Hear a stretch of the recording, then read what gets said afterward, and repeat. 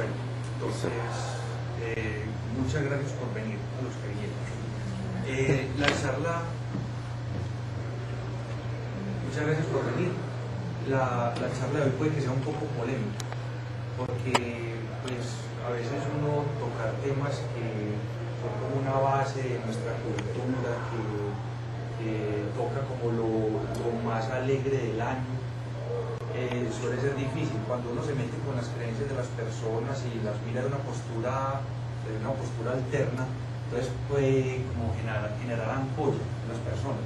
Entonces no es mi objetivo ese. Mi objetivo es presentar unas ideas que, aunque se conocen desde hace siglos por parte de estudiosos de la Biblia y todo eso, son poco presentadas al público general. Entonces el asunto es tratar la estrella de Belén y algunos relatos navideños desde una perspectiva que no es la perspectiva de la fe, sino una postura más bien crítica. Entonces, entrando en materia, el relato tradicional de la Navidad actualmente es un híbrido, que nosotros mezclamos dos relatos distintos. Un relato viene en el Evangelio de Mateo, en el segundo capítulo, y otro en el Evangelio de Lucas.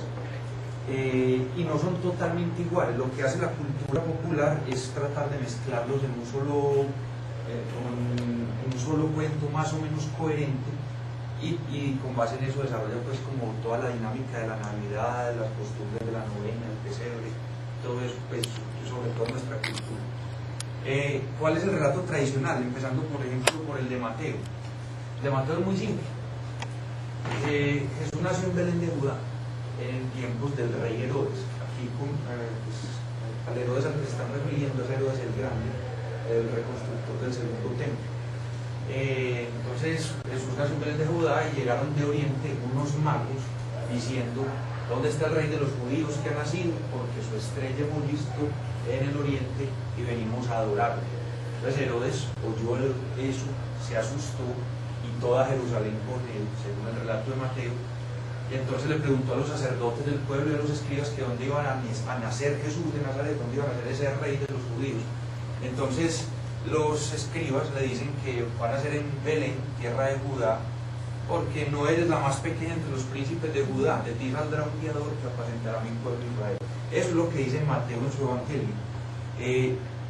¿Qué ocurre? Entonces Herodes llamó a los sabios, enseguida vamos a ver qué diferencia entre sabios y magos, y se cercioró del tiempo en que había aparecido la estrella, los envió y les dijo que cuando volvieran que pasaran por donde él para decirles dónde estaba Jesús para ir a adorarlo. Pues cuando ellos fueron, ya saben todos el relato, fueron donde el niño, le dieron las ofrendas de oro, incienso y mirra, y después en una revelación que tuvieron en sueños, se les advirtió de no volver donde Herodes. ¿Qué pasó cuando no volvió donde Herodes y él se dio cuenta de lo que ocurrió? Ya todo el mundo sabe, pero Hollywood lo presenta con unas masacres aterradoras, cientos de soldados atravesando niños con espadas. Pues Herodes se enojó mucho y mandó a matar a todos los niños menores de 2 años. Mientras tanto, el ángel del Señor le avisó a José para que se fuera a Egipto. Y los motivos para que se fuera era para que se cumpliera una profecía: por Egipto llamé a mi hijo. Después de que mataron todos los niños menores, pues Mateo explica por qué también ocurrió eso, y era para que se cumpliera otra profecía. Entonces todos nos asombramos desde niños con nuestros relatos proféticos. Entonces lo primero que hay que notar es esos dos relatos de ese relato de Mateo. Lo saqué de la Biblia Reina Valera, pero de 2 versiones distintas. ¿Qué pasa con las 2 versiones? La primera versión, la de 1960, dice que llegaron a Jerusalén unos magos, y la Reina Valera de 1995 dice unos sabios. Entonces, ¿por qué eso? Es un cambio muy sutil que hayan pasado de una traducción de 1960 a una 1995 de magos a sabios. La razón es muy simple. La Reina Valera es una Biblia evangélica. Los evangélicos, como ustedes podrán saber, se basan en la inerrancia bíblica, creen a rajatabla en todo lo que hay en el Antiguo Testamento, y pues en el Antiguo Testamento le dicen muy claramente qué debía pasar con los magos. No practiquen la adivinación y la magia, Levítico, si alguien consulta a los nigromantes, o sea, a los que adivinaban con muertos, y a los adivinos, si se constituye con ellos, yo los extirparé de mi pueblo. El hombre o mujer que practique el espiritismo o la adivinación será castigado con la muerte, lo apedrearán. No ha de haber dentro de ti nadie que haga pasar a su hijo o su hija por el fuego, que practique la adivinación, la astrología, la hechicería o la magia. El Antiguo Testamento, y en la época de la que estamos hablando, en Jerusalén, que unos magos lleguen a preguntar por el nuevo rey de Israel, era una cosa aterradora. Era pues que un blasfemo, un impuro preguntara por ello, y obviamente, como para el credo actual, los magos son como los primeros santos de la religión cristiana. Es muy irónico que unos astrólogos que violaban la ley de Dios fueran los primeros en darse cuenta del nacimiento del Salvador. Entonces, por eso es el cambio es muy sutil, pasar de astrólogos a sabios, pero en realidad se referían a eso, a unos sabios caldeos que en toda la tradición babilónica eran expertos en observar los cielos. La tradición posterior, basada en evangelios apócrifos y en el número de regalos, creó el mito de los tres magos. Lo de los reyes fue posterior aún, pero en realidad se referían a unos astrólogos. Ese relato de la estrella de Belén, de los astrólogos que ven la estrella de un rey de Israel y van a adorarlo, ha despertado mucha inquietud entre los estudiosos de la Biblia desde hace siglos.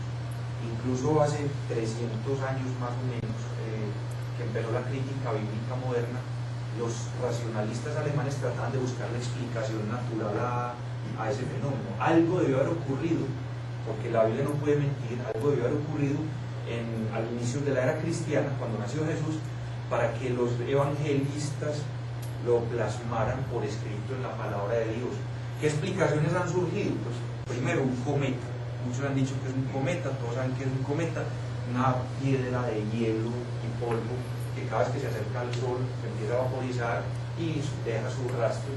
Un rastro generalmente es de gas ionizado, y el otro rastro es de vapor, pues de lo que va condensando. Son dos cosas distintas.